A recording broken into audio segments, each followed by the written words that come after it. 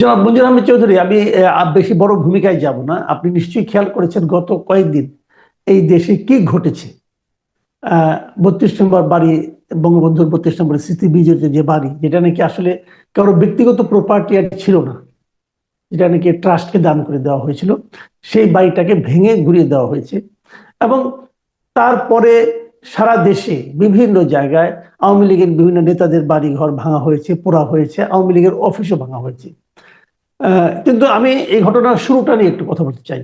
সেটা হলো যে 32 নম্বর এই বাড়িটা ভাঙার আগে সোশ্যাল মিডিয়ায় রীতিমতো ঘোষণা দিয়ে আহ্বান জানানো হয়েছে যে বুলডোজার মিছিল হবে এবং বুলডোজার দিয়ে এই বাড়িটা ভেঙে দেওয়া হবে। এখন বুলডোজার কিন্তু প্রত্যেকটা বাড়িতেই যে একটা করে থাকে, খুবই মানে যেমন যেমন প্রত্যেক বাড়িতে একটা করে ঝাড়ু থাকে, একটা করে লাঠি থাকে, সেরকম কি বুলডোজার সব বাড়িতে থাকে? এত বুলডোজার নিয়ে মিছিল কিভাবে আসবে, অথবা বুলডোজার সাপ্লাই কে দিবে? এই ধরনের জেনে শুনেই তো তারা দিয়েছে ঘোষণাটা, এবং তারা দেখলাম ঠিকই বুলডোজার নিয়ে হাজির হলো। তো এইটা কিভাবে সম্ভব হলো? আবার রাষ্ট্র এটা একটা বিবৃতি দিয়েছে, রাষ্ট্রের বিবৃতি প্রসঙ্গটা আমরা পরে আসি। আপনি বরং আমাকে এই জায়গাটুকু বলেন যে এই যে এটা সম্ভব হলো কি করে, এবং এখানে আহ, সরকার কেন এই যে এই ধরনের একটা নাশকতাপূর্ণ আচরণকে বাধা দিল না? আপনি নিশ্চয়ই খেয়াল করেছেন, এর মধ্যে আজকে সকালে দেখলাম বিভিন্ন দেশের নাগরিকরা, আমাদের টিআইবি দেখলাম গতকালকে বিবৃতি দিয়েছে এবং সরকারের যে ভূমিকাকে তারা সমালোচনা করেছে। আপনি সব মিলিয়ে এটাকে কিভাবে মূল্যায়ন করছেন? দেখেন যে বঙ্গবন্ধু ভবন 5ই আগস্টে পুড়িয়ে দেওয়া হয়েছিল। তার ঠিক 6 মাস পরে মাটিতে গুঁড়িয়ে দেওয়া হলো এবং ঘোষণা দিয়ে এই এটা আসলেই কিন্তু খুবই দুঃখজনক যে এই বাড়িটার সাথে অনেক স্মৃতি, বাংলাদেশের রাষ্ট্র সৃষ্টি হওয়ার অনেক স্মৃতি জড়িত আছে। সুতরাং এটা একটা ঐতিহাসিক বাড়ি। কিন্তু সবকিছু যদি আপনি মিলাই দেখেন আগে পরের, তাতে আপনি দেখবেন যে বাংলাদেশের রাষ্ট্রটা আজ এক গভীর ষড়যন্ত্রের মধ্যে পড়ে গেছে। ষড়যন্ত্রটা হচ্ছে এইটা যে বাংলাদেশ রাষ্ট্রটাকে পৃথিবীর কাছে তুলে ধরা হবে এইভাবে যে এটা একটা অকার্যকর রাষ্ট্র। এখানে একটা জঙ্গিবাদের উত্থান ঘটতেছে এবং সেই সব যে আপনার তার জন্য যা যা দরকার, অর্থাৎ নৈরাজ্যকর একটা অবস্থা এখানে ঘোষণা দেওয়া হয়েছে যে এটা ভেঙে দেওয়া হবে, বুলডোজার নিয়ে আসেন, হাতুড়ি নিয়ে আসেন, এবং ঠিক সেইভাবে ভেঙে দেওয়া হলো। সেখানে রাষ্ট্র কি করলো? রাষ্ট্র তার যে নিরাপত্তা বাহিনী আছে, যে পুলিশ চলে আসলো, পরে সেখানে মিলিটারি গেল, মিলিটারিও চলে আসলো, এবং স্বরাষ্ট্র মন্ত্রণালয়, যার দায়িত্ব হচ্ছে রাষ্ট্রের যে কোনো প্রপার্টি বলেন, যান মাল, যানের সাথে মাল কথাটা আসে, তাকে রক্ষা করা, এখানে তারা একদম নিশ্চুপ থাকলেন। এই যে একটা ষড়যন্ত্র, এই যে একটা ষড়যন্ত্র হলো যে বাংলাদেশ রাষ্ট্রের মুখে কালিমা লেপন করা, এটা একটা অকার্যকর রাষ্ট্র। এই ষড়যন্ত্র কিন্তু গভীরে প্রথিত। এটা ঢাকা, দিল্লি, ইসলামাবাদ, প্যারিস হয়ে ওয়াশিংটন পর্যন্ত আপনার এই ষড়যন্ত্রের জাল বিস্তৃত হয়ে গেছে। বলেন আপনি। আমরা এখানে যদি আপনি দেখেন ঘটনাটাকে, যদি একটু বিশ্লেষণ করেন, আপনি দেখবেন যে প্যারিসে বসে এক ভদ্রলোক, আসলে তাকে আমি বলি যে এক হিন্দু রাসপুটিন, পিনাকি ভট্টাচার্য, উনি কিন্তু ঘোষণা দিয়ে যাচ্ছিলেন যে এইভাবে ভাঙা হোক, এইভাবে ভাঙা হোক, হাতুড়ি দিয়ে ভাঙান, আপনার এক্সকাভেটর বুলডোজার আনেন, তার উনি লাইভে ডিরেকশন দিচ্ছেন। পরের দিকে উনি বললেন যে এর পরবর্তী হচ্ছে যে টুঙ্গিপাড়া, অর্থাৎ বঙ্গবন্ধুর মাজার যেখানে আছে, সেই মাজার। এখন দেখেন আমাদের এই বাংলাদেশে এই একদল মুসলমান আছে যারা ওহাবিপন্থী, তারা কিন্তু মাজার ভাঙতে চায় এবং মাজার ভাঙে। এখন মাজার, কবরস্থান একটা পবিত্র জায়গা হিসেবে মুসলমানরা গণ্য করে। সেখানে যে যদি ভাঙা হয় তাহলে কিন্তু জাতির মধ্যে আরো বড় ধরনের, বিশেষ করে বঙ্গবন্ধুর মাজার যদি ভাঙা হয়, তাহলে জাতির মধ্যে একটা বড় ধরনের বিভক্তি, নৈরাজ্যকর একটা ভয়াবহ রকমের অবস্থার সৃষ্টি হওয়ার সম্ভাবনা আছে। আপনি দেখেন যে শুধু যে ঢাকায় 32 নম্বর না, আরো অনেক জায়গায়, প্রায় আমার জানা মতে যে 47টা জায়গায় এই আক্রমণ হয়েছে। এবং সেই সময় ডক্টর মোহাম্মদ ইনুস ডক্টর মোহাম্মদ ইনুস এবং তার মন্ত্রিসভা নিশ্চুপ ছিলেন। পরে বললেন যে এখন তোমরা ক্ষান্ত দাও, এখন তোমরা ক্ষান্ত দাও। এখন এই ষড়যন্ত্রের সর্বশেষ সবচেয়ে বড় ভিকটিম হচ্ছে ডক্টর মোহাম্মদ ইউনূস। তাকে প্রমাণ করা গেছে তিনি একজন অথর্ব, তিনি একজন অকার্যকর, তিনি একটা unfit administrator for this country. আপনি এই পরিপ্রেক্ষিতে দেখেন যে আগামী 12-13-তে এই নরেন্দ্র মোদী সাহেব এসে যাচ্ছেন, ওয়াশিংটন যাচ্ছেন, সেখানে তিনি 13 তারিখে তার মিটিং ট্রাম্পের কাছে। এই মিটিং সেট হয়েছে জানুয়ারি মাসের প্রথম শেষ দিকে। তারা ঠিক করছে যে 13 তারিখে, 12-13 তারিখে উনি যাবেন। ঠিক ওই মিটিংকে কেন্দ্র করেই কিন্তু এই ষড়যন্ত্রের জাল বোনা হয়েছে যে বাংলাদেশে এমন একটা পরিস্থিতি সৃষ্টি করা হবে, যে পরিস্থিতি তুলে ধরা যাবে। দেখো, উনি পারতেছেন না, এখানে জঙ্গিবাদের উত্থান হচ্ছে, এইখানে এক্সট্রিমিস্ট এসে গেছে, এখানে কোনো একটা দেশ তো এটাকে ভালো বলে নাই, কোনো একটা সংবাদ মাধ্যম ভালো বলে নাই। আপনি বঙ্গবন্ধুর বাড়িকে ধ্বংস করে দিয়ে কি ই করলেন, কি করলেন? শুধুমাত্র দেখাইলেন যে এখানের পুলিশ বাহিনীর কোনো দায়িত্ব নাই, এখানে সিকিউরিটি এজেন্সি, সিকিউরিটি যে অর্গানাইজেশনগুলি আছে তারা দায়িত্বহীন, মন্ত্রিসভা দায়িত্বহীন। এবং এখানে অনেক ধরনের স্লোগান দেওয়া হয়েছে, যেটা মৌলবাদী স্লোগান, একটা মৌলবাদীর উত্থান করতেছে। সুতরাং এই সরকার দুর্বল, এই সরকারের উপর একটা বড় ধরনের চাপ ভারত সৃষ্টি করার জন্য তাদের যে এজেন্ট আছে, যে এই প্যারিসে বসে সেই হিন্দু রাজপুটিন পিনাকি ভট্টাচার্যর মাধ্যমে এই টোটাল জিনিসটা আপনার অর্গানাইজ করছে। কিন্তু আমার দুর্ভাগ্য, আমি অবাক হয়ে যাই যে বাংলাদেশের যারা রাজনীতি সচেতন লোকজন, কেন তারা এটা বুঝতে পারতেছে না? কি কারণে তারা বুঝতে পারতেছেন না যে এই লোকটা সকল নাটের মূল? এই লোকটা একটা মানে ভুয়া, মানে ফেক মেডিসিনের ফেরিয়ালা। সে এইগুলি যাইয়া একটা এই এই এই অন্য রাষ্ট্রের পক্ষ হইয়া বাংলাদেশে একটা অস্থিতিশীল পরিস্থিতি সৃষ্টি করতেছে। আমরা শেখ হাসিনাকে উৎখাত করেছি, এটা তো পিনাকি করে নাই, সে হয়তো এখান থেকে দিচ্ছে, কিন্তু সারা দেশের জনগণ শেখ হাসিনাকে উৎখাত করছে। এখন আমাদের দরকার হচ্ছে যে স্থিতিশীলতা, একটা শক্তভাবে আমরা যেন আইন শৃঙ্খলাটা, ইকোনমিটাকে একটা পথে আনতে পারি, যেন বাংলাদেশ আমি গণতন্ত্রের পথে আপনাকে যেতে চায়। একটু থামাই মানে কি, আমি কিন্তু ইকুয়েশনটা বুঝতে পারছি না, আপনি যে কথাটা বলছেন বুঝতে পারছেন। এই কারণে আপনি একদিকে দায়ী করছেন পিনাকি ভট্টাচার্য, উনি উস্কানি দিয়েছেন, উনি ভারতকে হেল্প করার জন্য ট্রাম্পের সঙ্গে মোদির এই বৈঠকের সময় ভারতকে একটা বাড়তি মাইলেজ দেওয়ার জন্য উনি এই দেশকে একটা জঙ্গিবাদী রাষ্ট্র হিসেবে সারা দুনিয়ার কাছে প্রমাণ করার জন্য পিনাকিটা করছেন, মানলাম। তো যদি হয়েও থাকে তর্কের খাতিরে, তাহলে সরকার কেন এটাকে প্রতিরোধ করলো না? সরকার কি পিনাকি চালাচ্ছে, নাকি সরকারের উপর পিনাকি এত প্রভাব আছে? না, এখানে বুঝতে হবে যে এই সরকারের ভিতরে বেশ কিছু অ্যাডভাইজার আছে যারা ভারত এবং আমেরিকার তাবেদার। এখন আমেরিকা কিন্তু সবসময় বলে ডোন্ট মেস উইথ ইন্ডিয়া। এই যে কোনো সরকারকে তারা বলে যে ইন্ডিয়ার সাথে তোমাদের সম্পর্ক যেন খারাপ না হয়। এরকম আরো আছে যারা ভারতের কথায় চলে, ভারতের কথায় তারা নিশ্চুপ রয়েছে যে না, বঙ্গবন্ধুর বাড়ি ভেঙে দিলে পরে একটা বিরাট অ্যাচিভমেন্ট হবে। যে অ্যাচিভমেন্ট হয়েছে, ভারতের জন্য অ্যাচিভমেন্ট হয়েছে যে এখানে আইন শৃঙ্খলা নাই, যে উদ্দেশ্য নিয়ে আসছে সেজন্য মন্ত্রিসভা কিছুই বলে নাই। শেষের দিকে এসে তাদের সম্বিত ফিরছে, তাদের ভিতরে তো আছে অনেক লোকজন এসে সম্বিত ফিরছে যে না, এটাকে অ্যালাউ করা যায় না। এখানে যখন আপনি দেখেন গাজীপুরের লোক মারা গেছে, যখন এরকম পরিস্থিতি হয়েছে, আমাদের কি ইন্টেলিজেন্স ব্রাঞ্চ নাই যে তারা কি জানতো না যে এই ধরনের একটা অবস্থা হতে পারে? এই যে সে লোকগুলি মারা গেল, আহত হলো, এটা আমাদের জন্য কি ভালো কোনো কিছু আনলো? ডক্টর ইউনূসের সরকারের জন্য কি ভালো কোনো বার্তা আনলো?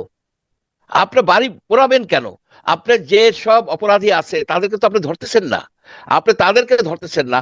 এই যে 600 কতজন আওয়ামী সন্ত্রাসী, আওয়ামী মানে লুটপাট করছে অপরাধী, তারা অপরাধী, হত্যাকাণ্ডের সাথে জড়িত ছিল, সরকারের থেকে তাদেরকে পলায় যেতে দিচ্ছেন।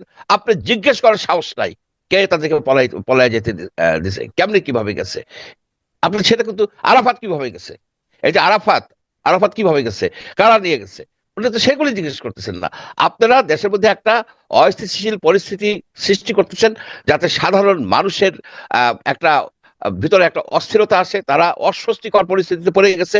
এবং সরকারকে আনপপুলার করার জন্য যে একটা সুদূর পরিকল্পনা, সেই পরিকল্পনার অংশ হিসাবে আজকে বঙ্গবন্ধুর বাড়ি প্রায় গুড়িয়ে দেওয়া হলো, এবং এবং আপনার তার মাজারে আক্রমণ করার প্ল্যান করা হলো। আজকে সারা বাংলাদেশের প্রায় 47টা জায়গায় যে এই যে একটা বাড়িঘর পড়ায় দেওয়া হয়েছে, গুড়িয়ে দেওয়া হয়েছে, ইত্যাদি ইত্যাদি, এগুলোতে কি অ্যাচিভমেন্ট হয়েছে?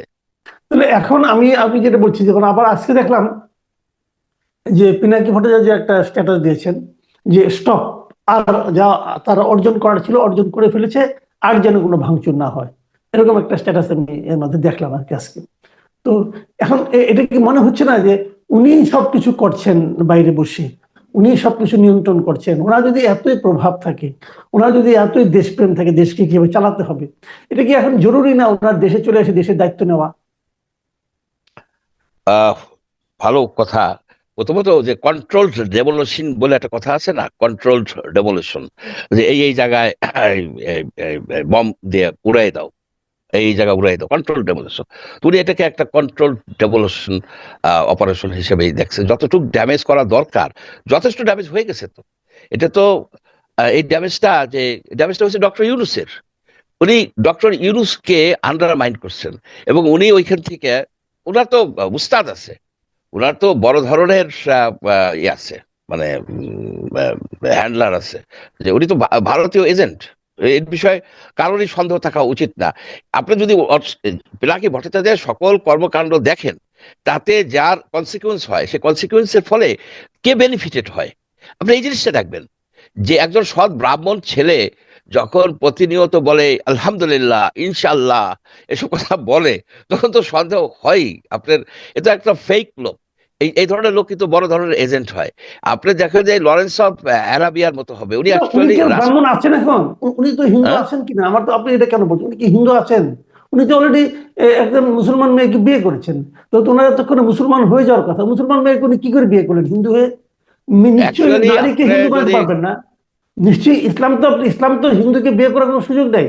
আপনার ওনাকে কনভার্ট হয়ে মুসলিম হতে হবে, হয়ে তাকে বিয়ে করতে হবে। আমি আপনি যদি যতটুকু জানি উনি একজন মুসলিম মেয়েকে বিয়ে করেছেন। তাহলে হুম ওনার হুম বৈবাহিক সম্পর্কটা কি? অথবা ওনার যে সন্তান হয়েছে, সেই সন্তান কি মুসলিম না হিন্দু? এগুলো তো আছে। কাজে আলহামদুলিল্লাহ, হয়তো আমার ধারণা উনি মুসলিম হয়ে গেছেন, হয়েই বিয়ে করেছেন, আমার ধারণা, কারণ জানি না। যে কারণে উনি আলহামদুলিল্লাহ বলতেই পারেন, আমি তো এতে কোনো অন্যায় দেখি না। না, ঠিক আছে, কিন্তু বাস্তবতা হলো কি, উনি যদি মুসলিম হয়ে থাকে, ওনার উনি কি কোনোদিন ডিক্লারেশন দিছে? আচ্ছা, আর মুসলিম হয়ে বিয়ে করতে হইলে কোর্টে অ্যাফিডেভিট করতে হয়, দিয়ে তারপরে একটা দিতে হয়, একটা অ্যাডভার্টাইজমেন্ট দিতে হয় যে আমি সাস অ্যান্ড সাস ইসলাম ধর্ম গ্রহণ করি, এই নাম গ্রহণ করি আছি, ইতি দিয়ে দেয়। হিন্দুরাও দিতে পারে, মুসলমান। একই ধর্মের মধ্যে বিয়ে হবে বাংলাদেশে, সিভিল ম্যারেজ বলেন আর মুসলিম ম্যারেজ বলেন। মুসলিম ম্যারেজ যে আইনটা, সেখানে কিন্তু দুই দুই ধর্মের ভিতরে বিয়ে হওয়ার কোনো সম্ভাবনা নাই।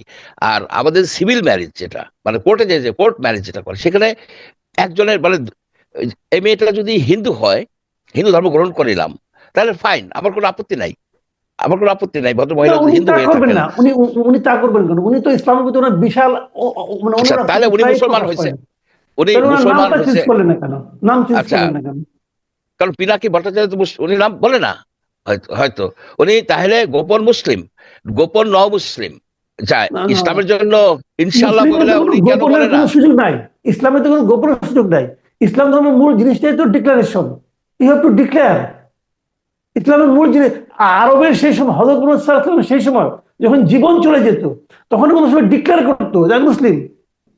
মানে এটা কিন্তু একটা বড় প্রশ্ন। আমি একটা কথা বলি আপনাকে, যেমন ধরেন মোহাম্মদ আলী মুক্তিযোদ্ধা ছিলেন, ওনার আগে নাম হুম, কি ছিল? ক্যাসিয়াস ক্লে ছিল। ক্যাসিয়াস ক্লে নামে উনি কিন্তু অলিম্পিকে গোল্ড মেডেল পাইছেন। ক্যাসিয়াস ক্লে নামে উনি কিন্তু সনি লিস্টনকে হারিয়ে ওয়ার্ল্ড চ্যাম্পিয়ন হয়েছেন। তারপরে যখন উনি মুসলিম হয়েছেন, উনার এই বিখ্যাত নামটাকে উনি ত্যাগ করেছেন, কিন্তু ওই নামটা ত্যাগ করে মোহাম্মদ আলী নামে পরিচিত হয়েছেন। যখন তাকে কেউ ব্যঙ্গ করে ক্যাসিয়াস নামে ডাকতো, উনি তাকে মারতেন, বলতেন আমি মুসলিম। তো মারতো। মুসলিম তো একটা ডিক্লারেশনের ব্যাপার। যদি উনি মুসলিম হয়ে থাকেন, তাহলে উনি মুসলিম নামটা ডিক্লেয়ার করছেন না কেন? ওনার পিনাকি নাম কি ক্যাসিয়াস ক্লের চেয়ে বিখ্যাত কিছু হয়ে গেল? ওনাকে তো বলা উচিত ভাই মুসলিম। উনি তো আসলে একজন হিপোক্রেসি করছেন ধর্ম নিয়ে। এটা তো হয় না। প্রথমত প্রথমত উনি যদি মুসলিম না হয়ে থাকেন, তাহলে ওনার বিবাহটা অবৈধ। এই কথা বাংলাদেশের মানে ম্যারেজ এমন আইন একজন যদি লোকের দেখেন। নামে এমন একজন হিপোক্রেটের জন্য আমাদের দেশের লোকজন, মানে আমাদের হুজুররা ওনাকে পীর মনে করছেন কেন? আমি তো বুঝতে পারি না কিছু। ওই যে আপনার রাশিয়ায় ছিল না, জার নিকোলাসের উপরে প্রভাব বিস্তার করছিল রাসপুটিন, রাসপুটিন সে ছিল এই টাইপের মানে কুচক্রী। এই কুচক্রী সকল কিছুর উপরে আপনার প্রভাব বিস্তার করতো। শেষ পর্যন্ত তাকে বিষ খাওয়ানো হয়েছিল। বিষ খাওয়ানোর বিষেও সে মারা যায় নাই, বুঝতে পারছেন? রাসপুটিন। তো এই রাসপুটিন প্যারিসে বৈশা বাংলাদেশকে তছনছ করে দিচ্ছে, এবং বঙ্গবন্ধুর বাড়ি গুড়িয়ে দেওয়ার কারিগর হচ্ছে এই এই এই হিন্দু রাসপুটিন পিনাকি ভট্টাচার্য। একে চিনে রাখা উচিত। একে আমি মনে করি কি চিনে রাখা উচিত। এবং আমি মনে করি কি ডক্টর ইউনূসের একটা ডিসিশন নেওয়া উচিত, তার সিকিউরিটি এজেন্সিদেরকে অর্ডার দেওয়া উচিত এর আদ্যপান্ত বাইর করে। কারণ সবচেয়ে ক্ষতিগ্রস্ত হচ্ছে তো ডক্টর ইউনূস। তাকে জাতি পৃথিবীর সামনে প্রমাণ করে দিল যে উনি কোন রকমের এই এই এই রাষ্ট্রের উপরে, সিকিউরিটি এজেন্সির উপরে কোন রকমের কন্ট্রোল নাই। এবং কখন দিল? যখন মোদি সাহেব তার ওয়াশিংটন যাওয়ার প্রিপারেশন নিতেছে। এইটা যায় ট্রাম্পকে বলবে যে দেখো দেখো এই বাংলাদেশের বিরুদ্ধে যে গভীর ষড়যন্ত্র, এই গভীর ষড়যন্ত্রের একটা বড় ক্রীড়ক হচ্ছে এই পিনাকি ভট্টাচার্য। এইখানে ক্ষতিগ্রস্ত তো শেখ হাসিনা হয় নাই, শেখ হাসিনার তো ক্ষতিগ্রস্ত হয় নাই, আওয়ামী লীগের ক্ষতিগ্রস্ত হয় নাই, ক্ষতিগ্রস্ত হয়েছে ডক্টর মোহাম্মদ ইউনূস এবং তার গভর্নমেন্ট এবং বাংলাদেশ।